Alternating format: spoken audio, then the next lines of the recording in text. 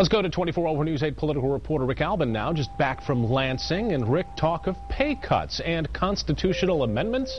All of this comes on what could arguably be called the eve of the biggest, most important election cycle in Michigan in decades.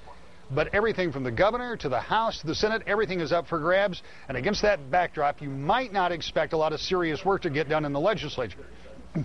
By the way, still may turn out that way. But today, some Republicans in the Senate laid out an aggressive plan that would require 3 constitutional amendments, require all public servants from the governor to teachers and beat cops to pay 20% of their medical insurance costs, reform spending for local fire and police as well as schools, dramatically change the optional spending on Medicaid. That alone, they say, could save $500 million.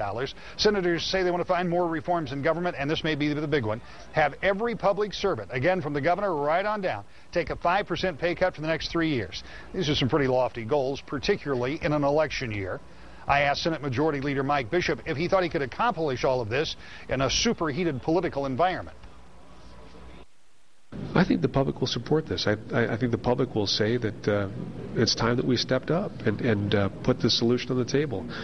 And I hope that members are listening to the constituents that they represent. And if they do, I think this is a concept that they will embrace. And we won't have a lot of pushback. Granted, there will be a lot of solutions that are out there right now and that will be part of this discussion. The governor, I'm sure, will come in with a massive tax increase. How acceptable will that be? I don't think it will be at all. People are fed up with tax increases. Businesses are sick and tired of their leaving the state. Now, all of this comes as there are other reforms on the table, too. There's already been talk about reforming the budget process today. Democratic Senator Gretchen Whitmer, who, by the way, is also running for Attorney General, as is Senate Majority Leader Mike Bishop.